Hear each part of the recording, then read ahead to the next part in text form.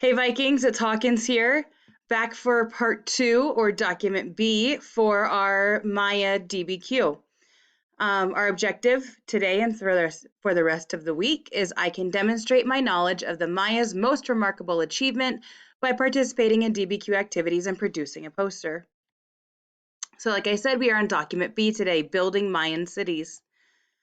Let me give you a little bit of background first. The scale of Mayan building, both in number of structures and size of the public structures, was absolutely remarkable. Many Mayan sites covered more than 8 square miles. At Tzibilchaltun, I think, in the Yucatan, there is evidence of more than 50,000 structures within a 30 square mile area. The Great Palace of Palenque, which is where this picture is, the Great Palace of Palenque, built in the 7th or 8th century CE, covered 54,000 square feet, an area greater than a football field. The Temple of the Inscriptions, also at Palenque, stands nearly 100 feet high. Pyramid structures could exceed 200 feet in height. Y'all, that is taller than almost any building we have in Reno. Now, that does not mean that they were able to build taller buildings than we are today. We are able to build today. It's just we don't have skyscrapers in Reno. They had huge, massively tall buildings. If you are like questioning, take a look down here. That is a person next to these absolutely massive buildings. You can see these people walking up the steps there. The buildings are huge, y'all. And keep in mind, this is all done before modern technology, like before Caterpillar construction block stone movie thingies. You know what I'm trying to say. It was remarkable, is what I'm trying to say. The scale of this was absolutely remarkable.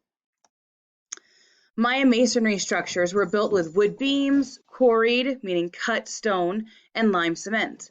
Stone blocks could weigh up to 500 pounds and were worked into rough shape using stone tools and wood levers.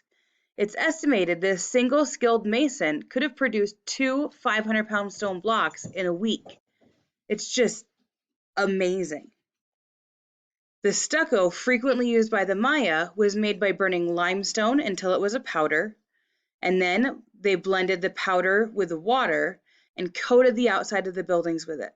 So just like in today's society, we don't just leave the stone exposed, we cover it with stucco or siding or something. They did the same back then. The scale of Mayan building was even greater than the evidence shows. This is because much of Mayan building material was recycled. So older buildings were continually becoming newer buildings. Mayan rebuilding often accompanied a military victory or a new ruling lineage. So what they would do is they would take these existing structures and they would tear them apart and they would reuse the stone, they would reuse the wood, they would reuse almost everything that they already had to build even larger new structures. And some of the main reasons that they would do this is a new emperor took over, or to celebrate some kind of military victory, saying, well, we have conquered this new civilization, so we're going to take what they have built and we are going to rebuild it larger to pay homage to our overarching Mayan civilization. El Mirador, and this, just so you know, is the city of El Mirador, and it's the picture that you have on your papers. But El Mirador was one of the Maya's first cities, built between 350 and 200 BCE. The Tigre Pyramid, one of 3 in the city, has a base the size of 3 football fields and is 180 feet tall. That is absolutely massive. 3 football fields would be bigger than trainers' parking lot and the school building and the field. It's bigger than all of that combined. It still stands, absolutely massive.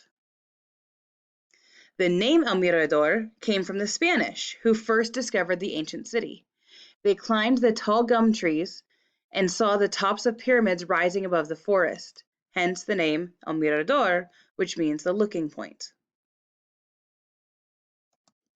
So let's preview the questions before we get to the text. Number 1, what was the estimated population of ancient Copan and of ancient Tikal? Number 2, political power is the power to command or strongly influence people. What does the ability to build great buildings out of stone tell you about Mayan political power? And I need you to explain that. And then number 3, using the measuring stick of scale, describe what is remarkable about the Mayan city of El Mirador. Use both the text and the drawing in your response. So we have our document up and ready. We have previewed the questions. Now we're going to, there we go. Now we are going to read the document. Follow along with me as I read, starting at the beginning. Archaeologists have argued that civilization requires urban centers and that the measure of a civilization can be made by the architecture of its cities. Based on its architectural remains, Mayan civilization ranks as one of the great pre-industrial cultures of the world. By 1975, archaeologists had cataloged more than 2,500 Maya locations of varying size and date, with some stone construction. Numerous cities with populations in the tens of thousands have left a monumental record in the pre-conquest era. Now, do you guys see this little star asterisk thing? There's one there, there are 2 here, and there are 3 here. So the point of those stars, but we are using our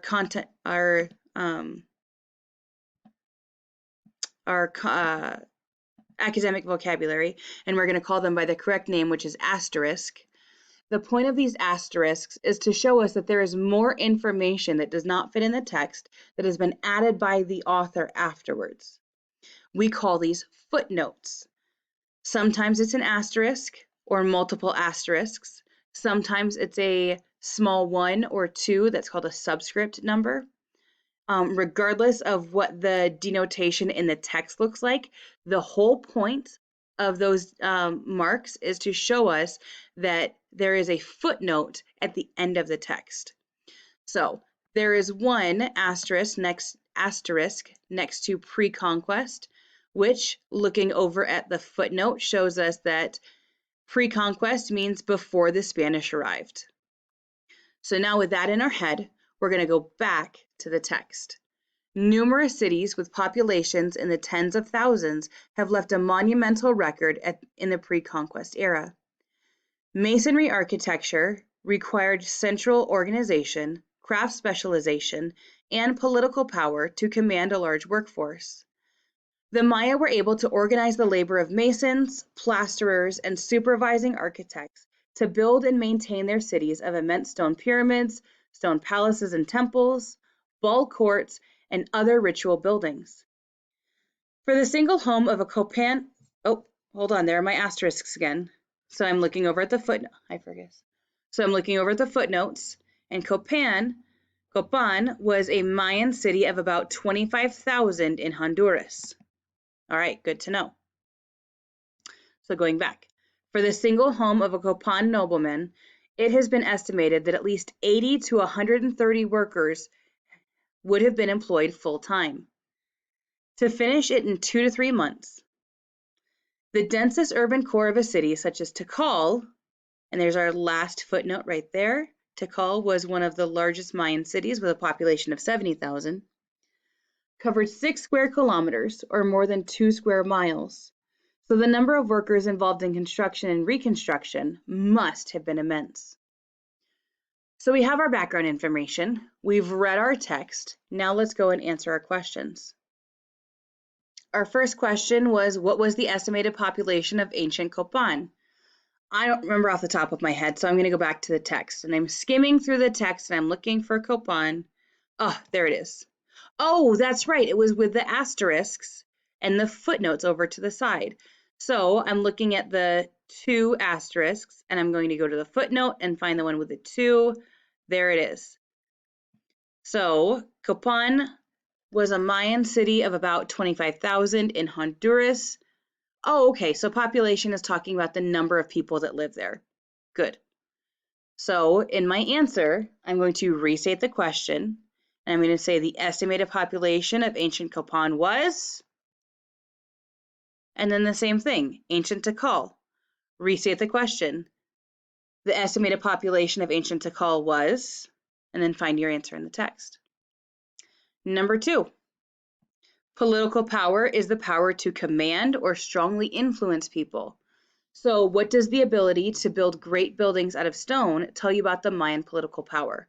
So we're looking at their being able to build this, I'm pointing to the screen, you guys can't see that, being able to build a huge city like El Mirador, right?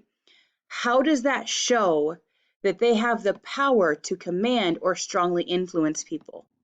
If you're a conquering or a warring tribe or group or civilization, and you go to El Mirador, do you want to try and throw down with them? Are you going to try and conquer them? Well, why not? Okay, good. So you've got your answer. Now write it out and explain it. Remember, as always, start with restating the question. And then our last bit today, because I'm not going to have you try and draw on the screen.